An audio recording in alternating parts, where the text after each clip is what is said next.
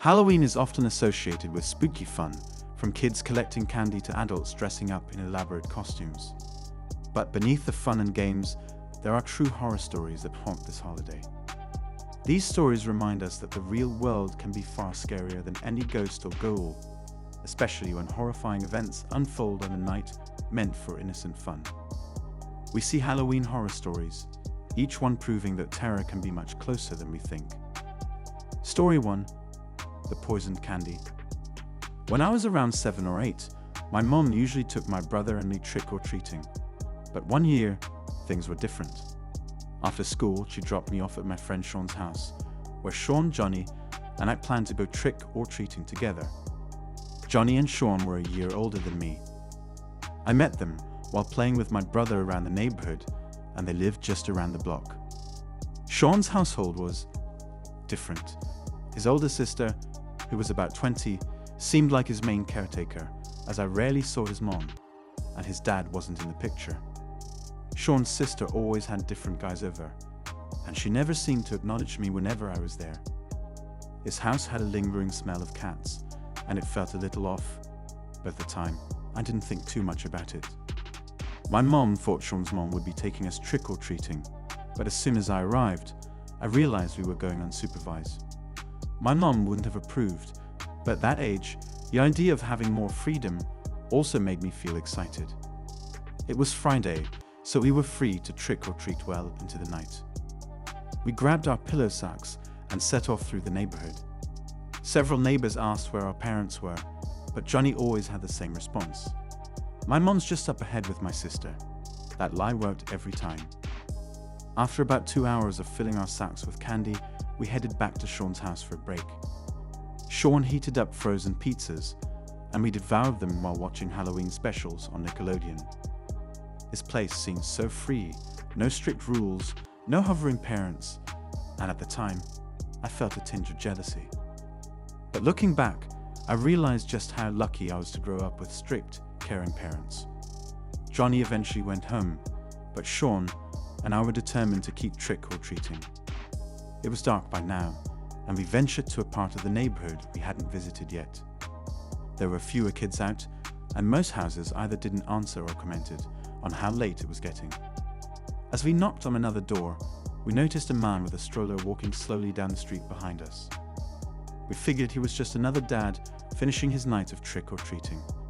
But then he started singing softly and shushing the baby in the stroller.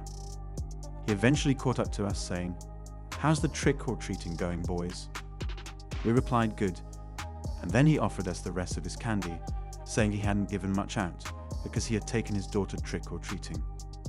He pointed to the stroller and said she was asleep. The promise of extra candy seemed like a jackpot. When he said his house was just up ahead, we followed. As we walked, the man asked us basic questions: where we lived, what school we went to, and so on. Sean answered most of them, and I let him. He was a year older, so I thought he should take the lead. When we reached his house, the man invited us inside, saying he'd get the candy. Sean led the way, and I followed, but something about the situation made me uneasy. I asked if we could leave the door open, and the man agreed, though he seemed hesitant. As he went to get the candy, he left the stroller in the middle of the living room. Something wasn't right. I nudged Sean, and without a word, he walked over to the stroller and lifted the cover to look at the baby. I watched his face change instantly. He looked disturbed. He came back to me and whispered, "Let's go." We bolted out of the house, our pillow sacks heavy with candy, slowing us down as we ran. We heard the man calling after us, but we didn't stop. Just as we got outside, we heard a voice behind us. "Excuse me," a woman called. She came running over from a nearby house, asking if we knew the man. Sean, still panicked, explained that the man offered us candy, but his stroller had a fake baby in it. The woman looked horrified and said, "That man doesn't have a child." She drove us both home, and I remember thinking how strange it was that after everything, we got into another stranger's car. The woman spoke to my mom about what happened, and my mom was furious. After I told her every detail, she called the police. I never heard anything else about the man after that night. My friendship with Sean changed after that too. We drifted apart, and my mom didn't want me going to his house anymore. It was a Halloween I'll never forget, and looking back, I realized just how close we came to something truly dangerous. Story 2. The disappearance and murder of Chelsea Bruck. Chelsea Bruck was a 22-year-old woman excited for Halloween night in 2014. She spent weeks planning her costume, a handmade poison ivy outfit inspired by the popular Batman character. On October 25, 2014, she attended a massive Halloween party in Monroe County, Michigan. The event drew over 600 people, all dressed in elaborate costumes, enjoying drinks and dancing.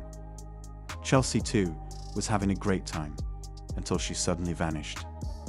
At some point during the party, Chelsea became separated from her friends. She was last seen talking to a man outside the party, but no one paid much attention at the time. After all, it was Halloween, and everyone was in high spirits. When Chelsea didn't return home the next morning, her family quickly grew concerned. A widespread search effort was launched, with hundreds of volunteers combing through the woods and fields near the party site. Missing posters were plastered across town, and the local news covered the case extensively. For months, the community held out hope that Chelsea would be found alive. Then, in April 2015, the worst possible news came.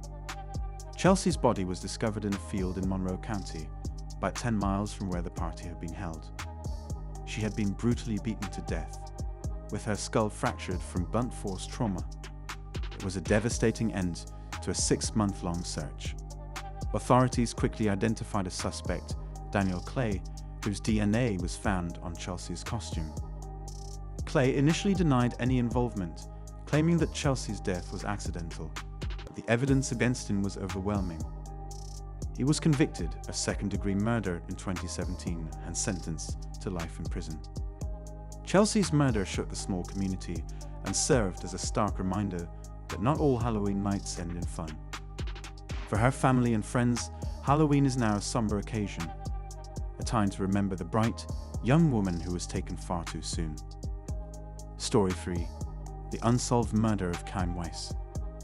For the students at the yeshiva in Long Beach, New York, Halloween in 1986 was a quiet night. The all-boys Orthodox Jewish boarding school didn't celebrate the holiday, and the night passed without any of the usual Halloween festivities. However, in the early hours of November 1st, something sinister occurred. Chaim Weiss, a 15-year-old student of the yeshiva, was found murdered in his dorm room the next morning. His body was discovered by his dorm supervisor, lying in bed with his skull brutally bludgeoned. The weapon was never found, and there were no signs of forced entry or struggle. The murder scene was strange. Chaim's body had been moved after death, his window left open, and a candle placed near his head. Unusual and unsettling details that suggested some kind of ritualistic act. Detectives were baffled, and despite questioning students and staff, they found no clear suspects or motives. The boys at the yeshiva, including Chaim's roommates, claimed they hadn't heard anything that night.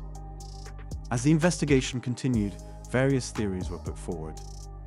Some speculated that Chaim's murder was tied to religious or cultural motives, but no substantial evidence supported this. The lack of physical evidence and the mysterious circumstances of the crime only deepened the mystery. To this day, the murder of Chaim Weiss remains unsolved, with no arrests or charges ever made. The case is particularly haunting because it happened in a setting that was supposed to be safe, a school. The unsolved nature of the crime has kept it alive in the minds of many, and for those who knew Chaim, the horror of that night continues to loom large, casting a dark shadow over every Halloween. Final thoughts when Halloween turns to horror. Halloween may be a time for fun, frights, and spooky stories, but as these 3 cases show, the holiday can also be a backdrop for real-life horror. The tale of Ronald O'Brien, the man who poisoned his own son, reveals the dark side of parental betrayal and greed. The heartbreaking disappearance of Chelsea Bruck reminds us that predators can lurk even in the most joyful settings. And the unsolved murder of Carla Kane shows how easily real danger can hide behind a mask, leaving us with questions that may never be answered. While these stories are disturbing, they also serve as a reminder to remain vigilant, even on nights of celebration. What begins as harmless Halloween fun can sometimes take a sinister turn. Stay safe, stay aware, and remember that sometimes the scariest monsters are not the ones we dress up as, they're the ones hiding in plain sight.